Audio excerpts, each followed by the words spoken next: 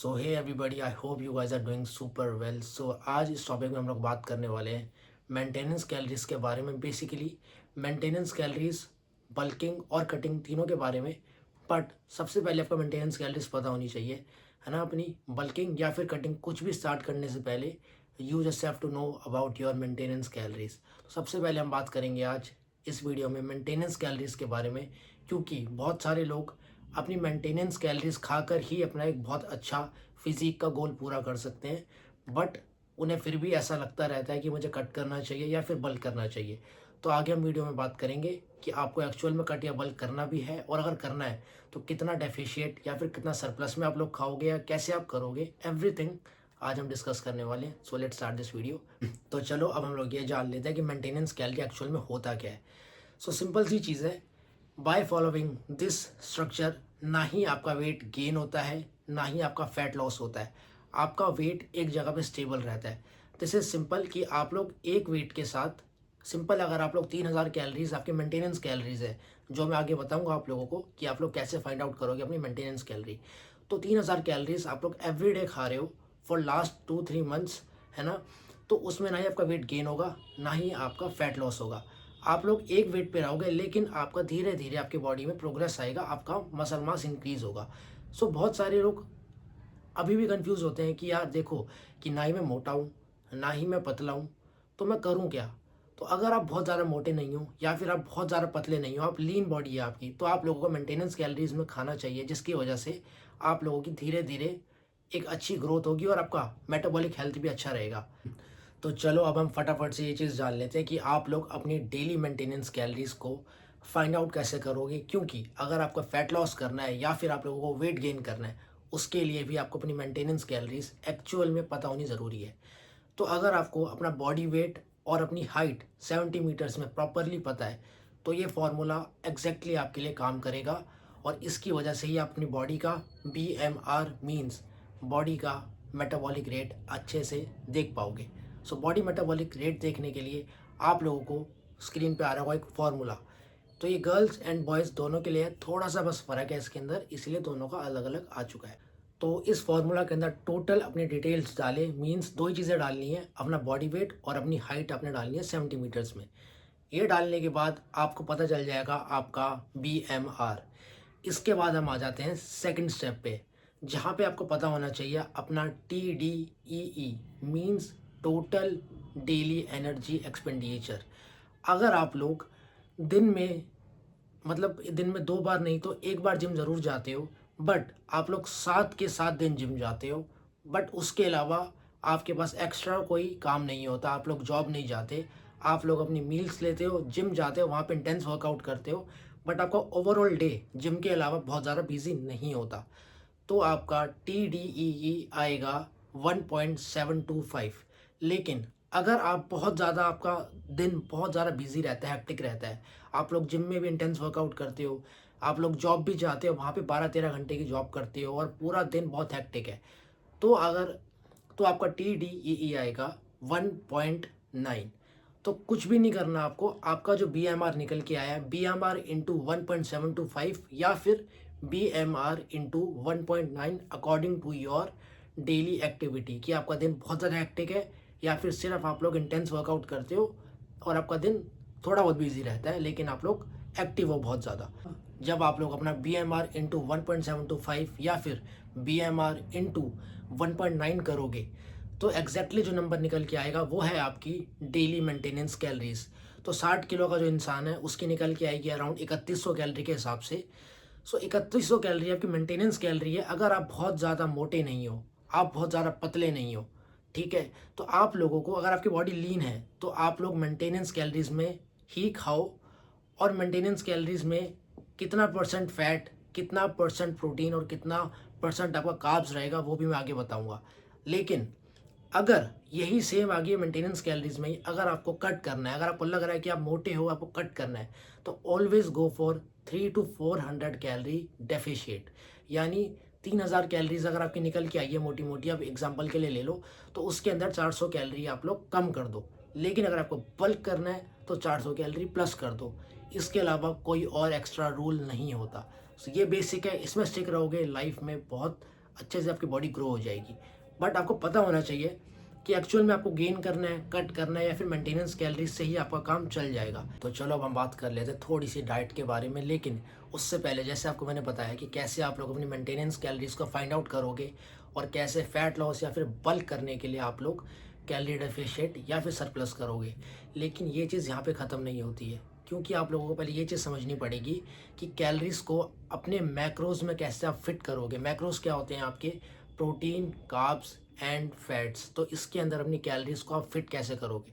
तो चलो पहले हम इसके बारे में बात कर लेते हैं। तो सिंपल सी बात है, 1 ग्राम प्रोटीन या फिर 1 ग्राम कार्ब्स के अंदर 4 कैलोरीज होती है, लेकिन 1 ग्राम फैट के अंदर कम से कम 9 कैलोरीज होती है। तो इसके अराउंड आपको अपना प्रॉपरली मेजर करना है। तो आप लोग मेजर कैसे करोगे आप? कार्ब्स 7 ग्राम, 60 kg के हो आप, अगर आप एग्जांपल के लिए 60 into 7 grams carb, 60 into 2.2 protein के लिए, 60 into 0.9 gram for the fat. ये जो आपका नंबर निकल के आएगा, तो ये हो गया आपका टोटल कार्ब्स, प्रोटीन और फैट के लिए। अब आपको पता चल जाएगा कि 1 ग्राम प्रोटीन और 1 ग्राम कार्ब्स के अंदर 4 कैलोरीज होती है और 9 कैलोरीज होती है 1 ग्राम फैट के अंदर। तो इससे आप लोग फिट कर सकते हो। लेकिन अभी भी आप लोगों को ये जानना ज़रूरी है कि कितना, कितनी कैलोरीज है ना, क्योंकि कैलोरीज तो हर फूड के अंदर होती है। सो कितनी कितनी कैलोरीज आपको डिवाइड करनी है। सो बेसिकली इसको हम ऐसे देखेंगे अभी, प्रोटीन, कार्ब्स एंड फैट।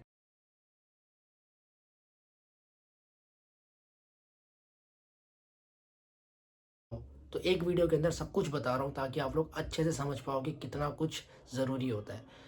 तो बॉडी बिल्डिंग करनी है तो हर एक चीज़ पहले तो आपको नाप के खानी पड़ेगी, कितनी कैलोरीज खा रहे हो, कितना परसेंट प्रोटीन है उसमें, कितना फैट और कितना आपका कार्ब्स रहेगा। तो ऐसे डिवाइड करके आप खाओगे दिन में अपनी मील्स। मेंटेनेंस कैलोरीज में आपकी रहेगी 4-5 मील, बल्किंग में आपकी रहेगी 6-7 मील और कटिंग में आपकी 3 से 4 मील में काम हो जाएगा।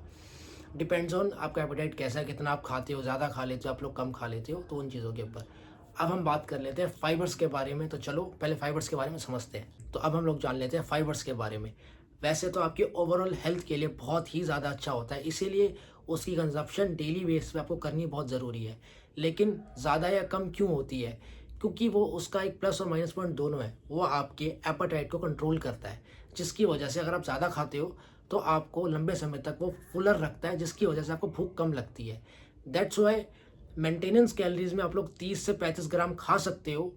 लेकिन अगर आप लोग कटिंग पे हो तो आप लोग थोड़ा ज़्यादा फाइबर कंजप्शन थोड़ी ज़्यादा रहेगी आपकी, 45 ग्राम 50 ग्राम के आसपास, ताकि आपको फूड क्रेविंग ना हो ज़्यादा और आपको ज़्यादा भूख ना लगे, ताकि आप लोगों का फैट लॉस हो ना कि मसल लॉस। तो अगर आप लंबे समय तक फुलर रहोगे तो आपको भूख कम लगेगी और आप कम कैलोरीज भी खाओगे, तो आप लोगों का फैट लॉस होगा। लेकिन अगर आप लोग फाइबर इंटेक अच्छा नहीं रखते और आपको भूख बार बार लगती रहेगी, तो आपका, और आप खाओगे भी नहीं खाना, तो आप लोगों का मसल लॉस भी होने लग जाएगा। इसीलिए फाइबर इंटेक हाई रखें ड्यूरिंग योर फैट लॉस, और बल्किंग के टाइम पे वो आपको लंबे समय तक फुलर ना रखे। इसीलिए आप लोगों को 20 से 25 ग्राम फाइबर ही खाना है। 20 से 25 ग्राम इसलिए खाना है क्योंकि ओवरऑल हेल्थ आपकी अच्छी रहनी चाहिए। कम इसलिए खाना है ताकि आपको फुलर ना रखे लंबे समय के लिए, ताकि आप लोग एक्स्ट्रा कैलोरीज कंजप्शन ले सके, ताकि आपका वेट गेन हो। आई होप आपको ये चीज़ समझ आ गई होगी। सो अब हम लोग आ जाते हैं सिंपली अपने डाइट के टॉपिक के ऊपर। तो देखो, आप लोगों को पता लग गया है कि कितनी कैलोरीज खानी है, कितना परसेंट आपका प्रोटीन, कार्ब्स और फैट रहेगा, कैसे आप उसको एडजस्ट करोगे। अब फूड चॉइसेस आपकी खुद की रहेंगी। ऐसा मैं इसलिए कह रहा हूँ क्योंकि there are lot of foods जो एक इंडिविजुअल को सूट नहीं करता, चाहे फिर वो अंडे हो, चिकन हो, चाहे वो पनीर हो या टोफू हो या फिर ओट्स हो। पर्टिकुलर बंदे को, हर एक इंडिविजुअल की चॉइस अलग होती है।